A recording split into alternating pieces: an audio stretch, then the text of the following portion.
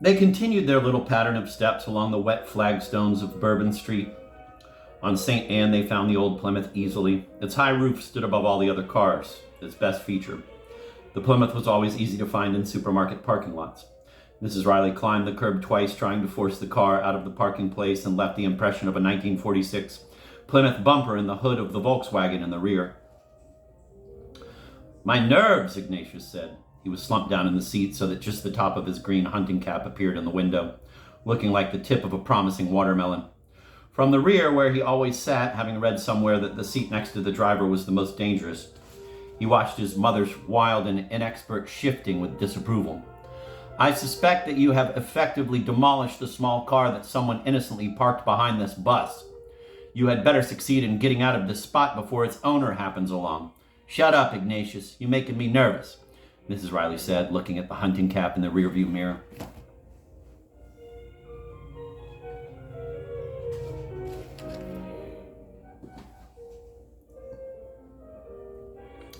Ignatius got up on the seat and looked out of the rear window. "That car is a total wreck. Your driver's license, if you do indeed have one, will doubtlessly be revoked. I certainly wouldn't blame them. Lay down there and take a nap," his mother said as the car jerked back again. "Do you think that I could sleep now? I'm afraid for my life. Are you sure that you're turning the wheel the right way?" Suddenly the car leaped out of the parking spot and skidded across the wet street into a post supporting a wrought iron balcony. The post fell away to one side and the Plymouth crunched against the building. "Oh my God!" Ignatius screamed from the rear. "What have you done now?" "Call a priest." "I don't think that we're injured, Mother. However, you have just ruined my stomach for the next few days." Ignatius rolled down one of the rear windows and studied the fender that was pressed against the wall. We shall need a new headlight on this side, I imagine. What are we going to do? If I were driving, I would put the auto in reverse and back gracefully away from the scene.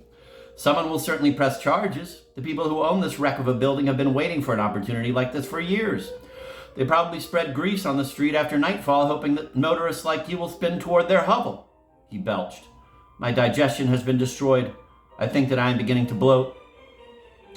Mrs. Riley shifted the worn gears and inched slowly backward. As the car moved, the splintering of wood sounded over their heads, a splintering that changed into splitting of boards and scraping of metal. Then the balcony was falling in large sections, thundering on the roof of the car with the dull, heavy thud of grenades. The car, like a stoned human, stopped moving, and a piece of wrought iron decoration shattered a rear window. "Honey, are you okay?" Mrs. Riley asked wildly after what seemed to be the final bombardment. Ignatius made a gagging sound. The blue and yellow eyes were watering. "Say something, Ignatius," his mother pleaded, turning around just in time to see Ignatius stick his head out of a window and vomit down the side of the dented car.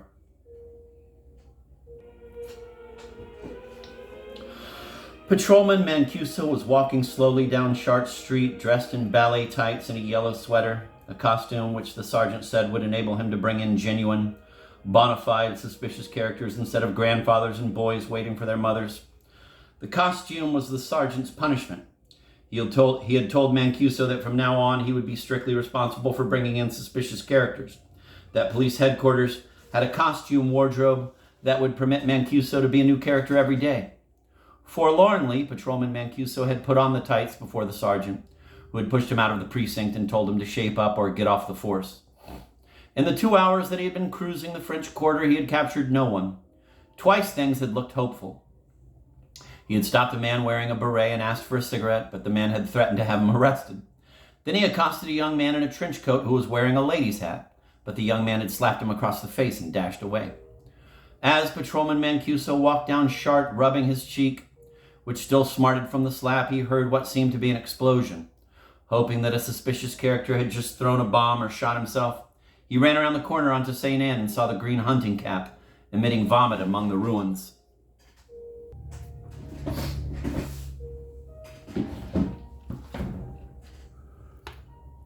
Chapter 2.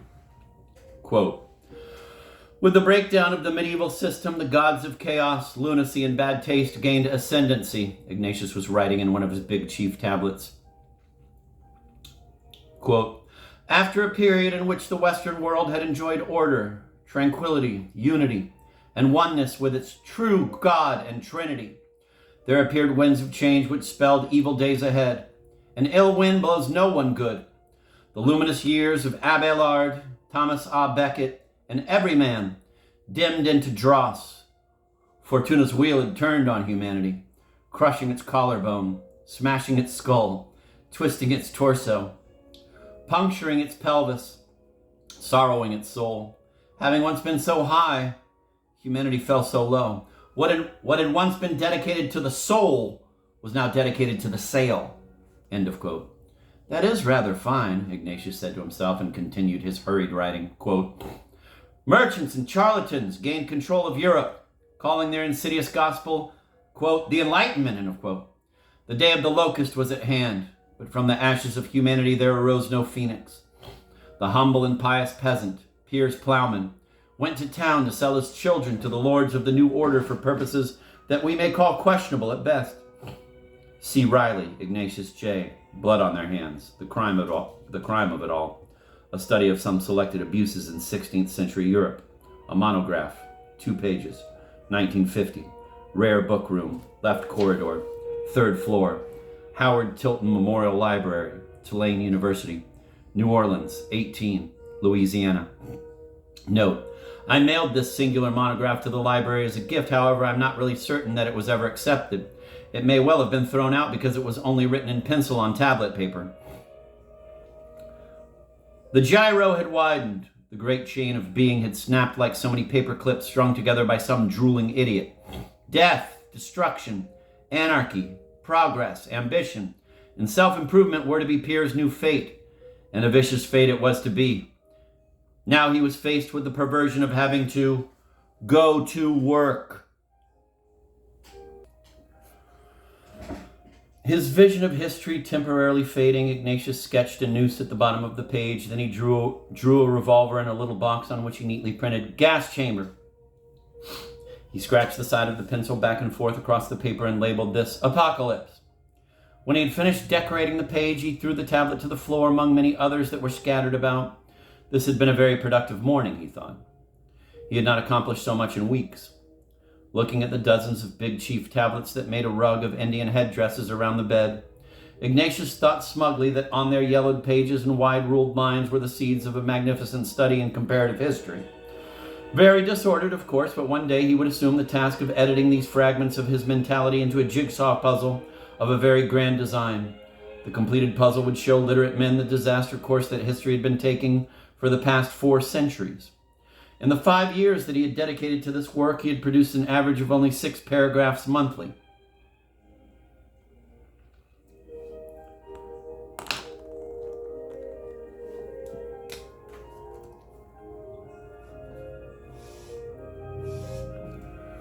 He could not even remember what he had written in some of the tablets, and he realized that several were filled principally with doodling. However, Ignatius thought calmly, Rome was not built in a day.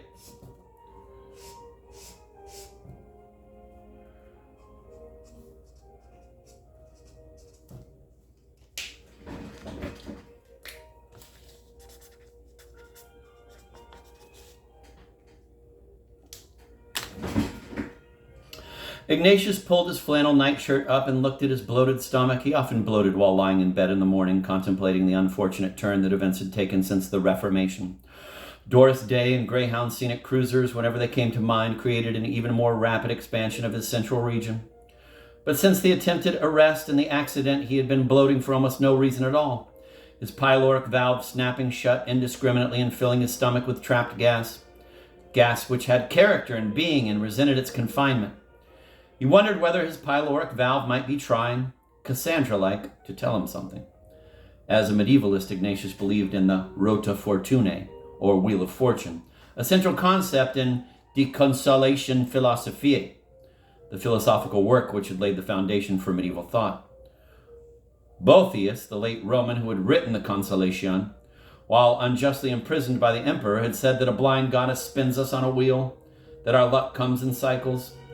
Was the ludicrous attempt to arrest him the beginning of a bad cycle? Was his wheel rapidly spinning downward? The accident was also a bad sign. Ignatius was worried. For all his philosophy, Boethius had still been tortured and killed.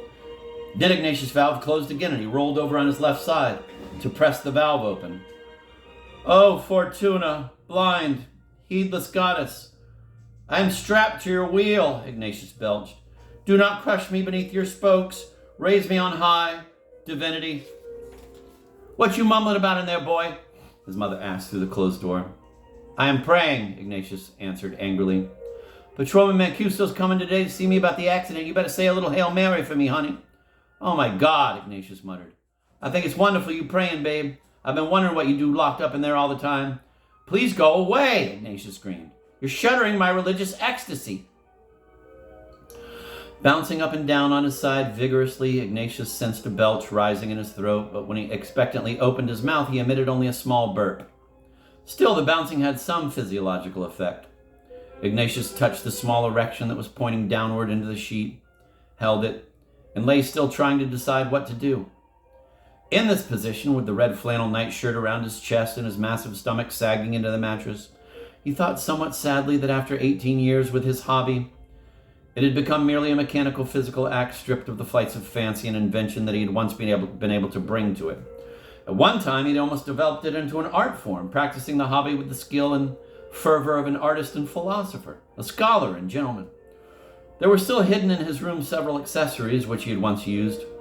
A rubber glove, a piece of fabric from a silk umbrella, a jar of Noxema.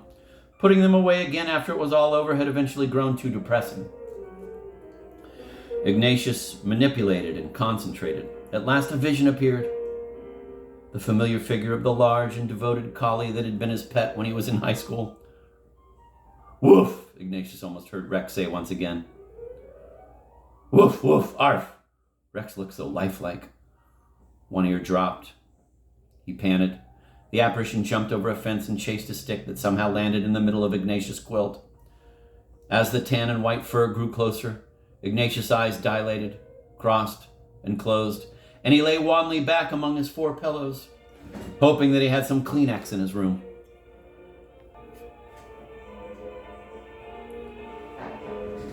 How come about that porter job you got advertised in the paper?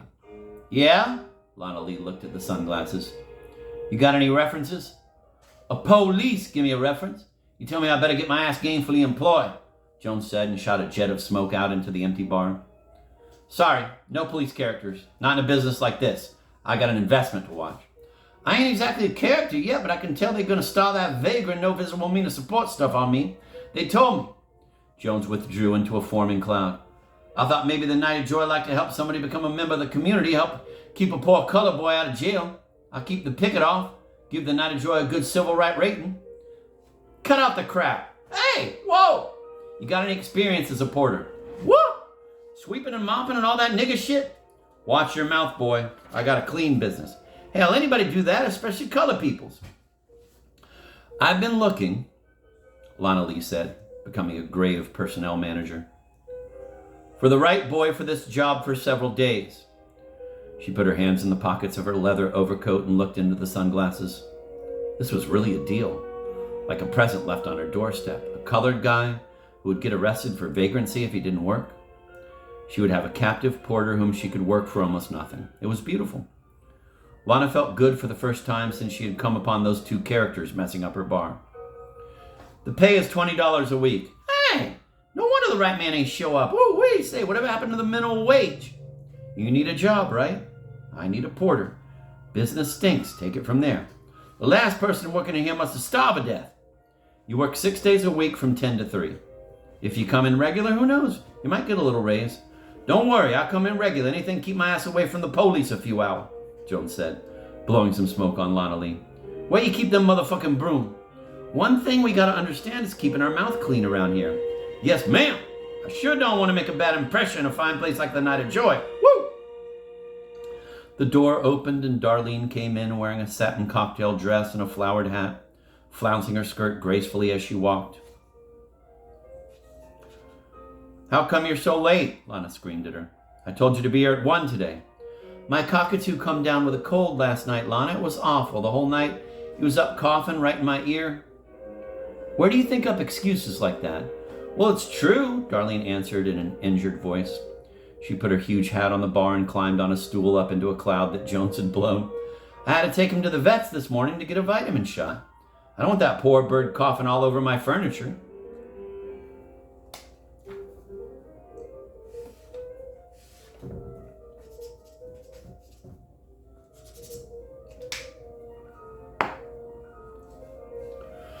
What got into your head that made you encourage those two characters last night? Every day, Darlene, I try to explain to you the kind of clientele we want in here. Then I walk in and find you eating crap off my bar with some old lady and a fat turd. You trying to close down my business? People look in the door, see a combination like that. They walk off to another bar. What do I have to do to make you understand, Darlene? How does a human being get through to a mind like yours? I already told you I felt sorry for that poor woman, Lana. You ought to seen how her son treated her.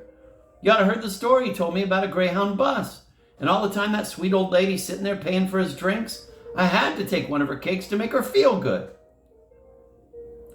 Well, the next time I find you encouraging people like that and ruining my investment, I'm going to kick you out on your behind. Is that clear? Yes, ma'am. You sure you got what I said? Yes, ma'am. Okay, now show this boy where we keep our brooms and crap and get that bottle that old lady broke cleaned up. You're in charge of getting this whole goddamn place as clean as a pin for what you did me last night. I'm going shopping. Lana got to the door and turned around. I don't want nobody fooling with that cabinet under the bar. I swear, Darlene said to Jones after Lana had swung through the door, this place is worse than the army. She just hire you today? Yeah, Jones answered. She ain't exactly hiring me. She kind of buying me off an auction block. At least you're going to get a salary. I only work on commission for how much I get people to drink. You think that's easy? Try to get some guy to buy more than one of the kind of drinks they serve in here. All water. They got to spend $10, $15 to get any effect at all. I swear, it's a tough job. Lana even pumps water in the champagne. You ought to taste that. Then she's all the time complaining about how business stinks. She ought to buy a drink at this bar and find out. Even when she's got only about 5 people drinking in here, she's making a fortune. Water don't cost nothing. What'll she go shopping for? A whip? Don't ask me. Lana never tells me nothing. That Lana's a funny one. Darlene blew her nose daintily. What I really want to be is an exotic. I've been practicing in my apartment on a routine. If I can get Lana to let me dance in here at night, I can get me a regular salary and quit hustling water on commission. Now that I think of it, I ought to get me some commission for what them people drank up in here last night. That old lady sure drank up a lot of beer. I don't see what Lana's got to complain about. Business is business. That fat man and his mama wasn't much worse than plenty we get in here. I think the thing got Lana was that funny green cap he had stuck up on his head. When he was talking, he'd pull the ear flap down, and when he was listening, he'd stick it up again. By the time Lana got here, everybody was hollering at him, so he had both flaps stuck out like wings. You know, it looks sort of funny. And you say this fat cat traveling around with his mom? Jones asked, making a mental association. Uh-huh. Darlene folded her handkerchief and slipped it into her bosom. I sure hope they don't ever decide to hang around here again. I'll really be in trouble. Jesus. Darlene sounded worried. Look, we better do something about this place before Lana comes back. But listen, don't knock yourself out cleaning up this dump. I've never seen it really clean since I've been here. And it's so dark in here all the time, nobody can tell the difference. To hear Lana talk, you'd think this hole was the Ritz. Jones shot out a fresh cloud. Through his glasses, he could hardly see anything at all.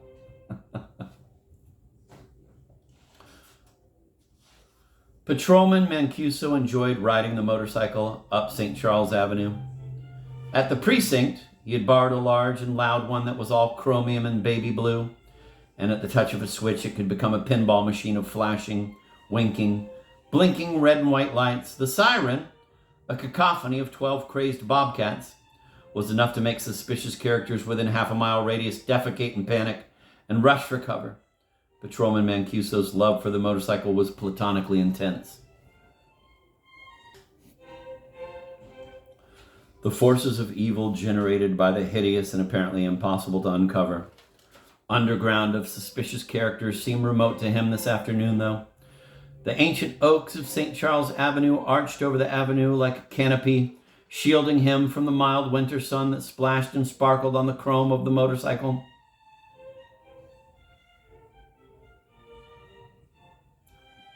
Although the days had lately been cold and damp, the afternoon had that sudden, surprising warmth that makes New Orleans winters gentle. Patrolman Mancuso appreciated the mildness. for he was wearing only a t-shirt and Bermuda shorts, the sergeant's costume selection for the day. The long red beard that hooked over his ears by means of wires did manage to warm his chest a little. He had snatched the beard from the locker while the sergeant wasn't looking.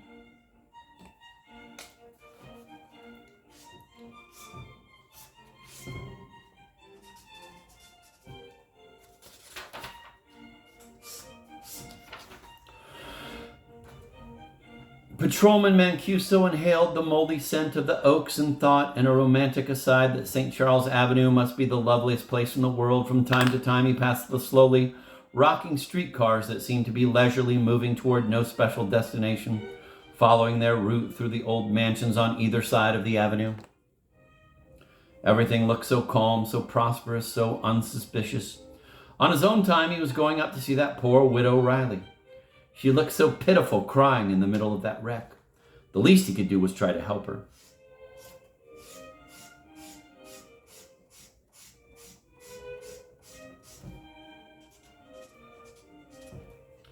At Constantinople Street, he turned toward the river, sputtering and growling through a declining neighborhood until he reached a block of houses built in the 1880s and 90s, wooden Gothic and Gilded Age relics that dripped carving and scrollwork. Boss tweed suburban stereotypes separated by alleys so narrow that a yardstick could almost bridge them, and fenced in by iron pikes and low walls of crumbling brick. The larger houses had become impromptu apartment buildings, their porches converted into additional rooms. In some of the front yards there were aluminum carports, and bright aluminum awnings had been installed in one of the two buildings. It was a neighborhood that had degenerated from Victorian to nothing in particular. A block that had moved into the 20th century carelessly and uncaringly, and with very limited funds.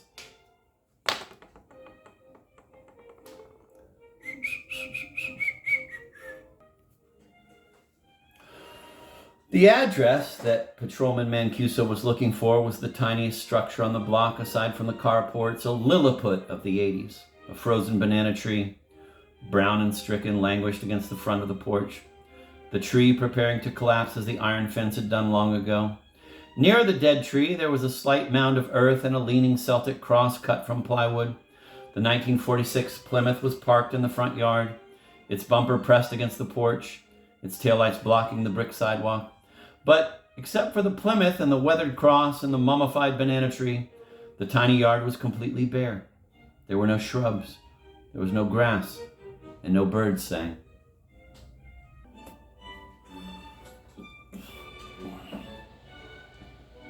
Patrolman Mancuso looked at the Plymouth and saw the deep crease in its roof and the fender filled with concave circles that was separated from the body by 3 or 4 inches of space. Van Camp's Pork and Beans was printed on the piece of cardboard taped across the hole that had been the rear view. Van Camp's Pork and Beans was printed on the piece of cardboard taped across the hole that had been the rear window. Stopping by the grave, he read Rex in faded letters on the cross. Then he climbed the worn brick steps and heard through the closed shutters a booming chant. Big girls don't cry, big girls don't cry, big girls, they don't cry, they don't cry, big girls, they don't cry. While he was waiting for someone to answer the bell, he read the faded sticker on the crystal of the door. Quote, a slip of the lip can sink a ship, end of quote. Below a, capital letters, W-A-V-E, end of capitals, held her finger to lips that had turned tan. Below, a wave held her finger to lips that had turned tan. Along the block, some people were out on their porches looking at him and the motorcycle. The shutters across the street that slowly flipped up and down to get the proper focus indicated that he also had a considerable unseen audience. For a police motorcycle in the block was an event, especially if its driver wore shorts and a red beard. The block was poor, certainly, but honest. Suddenly self-conscious, Patrolman Mancuso rang the bell again and assumed what he considered his erect official posture.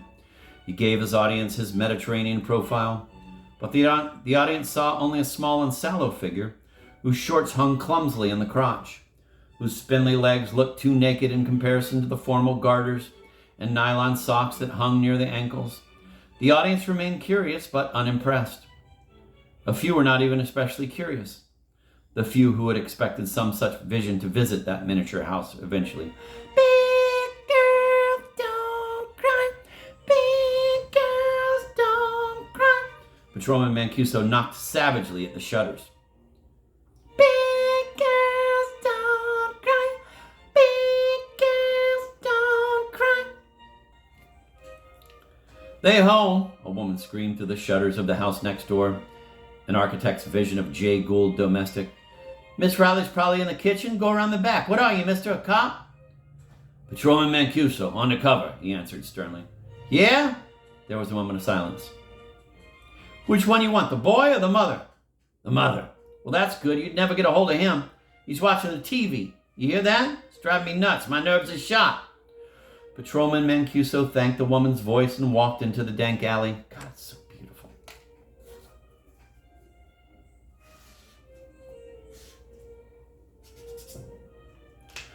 Patrolman Mancuso thanked the woman's voice and walked into the dank alley. In the backyard, he found Mrs. Riley hanging a spotted and yellowed sheet on a line that ran through the bare fig trees. Oh, it's you, Mrs. Riley said after a moment. She had almost started to scream when she saw the man with the red beard appear in her yard. How you doing, Mr. Mancuso? What them people said? She stepped cautiously over the broken brick paving in her brown felt moccasins. Come on in the house and we'll have us a nice cup of coffee. The kitchen was a large, high-ceilinged room, the largest in the house, and it smelled of coffee and old newspapers. Like every room in the house, it was dark. The greasy wallpaper and brown wooden moldings would have transformed any light into gloom. And from the alley, very little light filtered in anyway. Although the interiors of homes did not interest Patrolman Mancuso, still he did notice, as anyone would have, the antique stove with the high oven and the refrigerator with the cylindrical motor on top. Thinking of the electric fryers, gas dryers, mechanical mixers and beaters, waffle plates and motorized rotisseries that seemed to be always whirring, grinding, beating, cooling, hissing, and broiling in the lunar kitchen of his wife, Rita, he wondered what Mrs. Riley did in this sparse room. Whenever a new appliance was advertised on television, Mrs. Mancuso bought it, no matter how obscure its uses were. Now tell me what the man said, Mrs. Riley began, boiling a pot of milk on her Edwardian gas stove. How much I gotta pay? You told him I was a poor widow with a child to support, huh? Yeah, I told him that, Patrolman Mancuso said, sitting erectly in his chair and looking hopefully at the kitchen table covered with oilcloth. Do you mind if I put my beard on the table? It's kind of hot in here and it's sticking to my face. Sure, go ahead, babe. Here, have a nice jelly donut. I just bought them fresh this morning over by Magazine Street. Ignatius says to me this morning, Mama, I sure feel like a jelly donut, you know?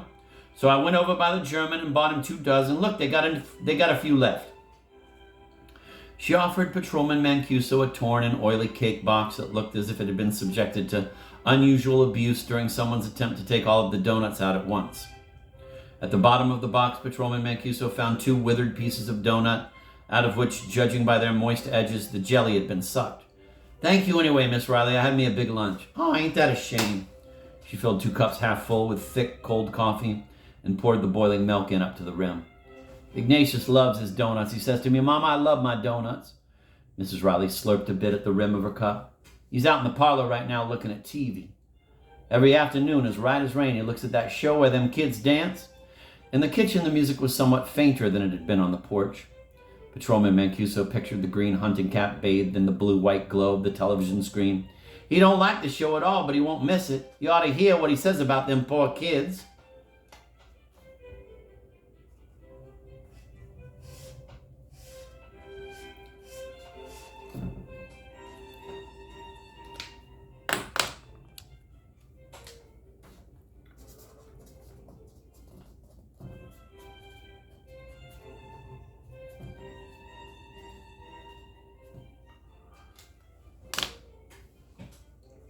I spoke with the man this morning, Patrolman Mancuso said, hoping that Mrs. Riley had exhausted the subject of her son.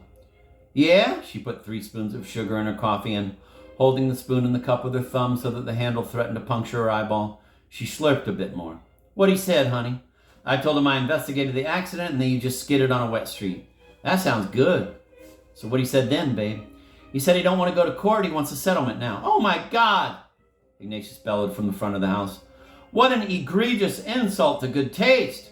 Don't pay him no mind, Mrs. Riley advised the startled policeman. He does that all the time. He looks at the TV.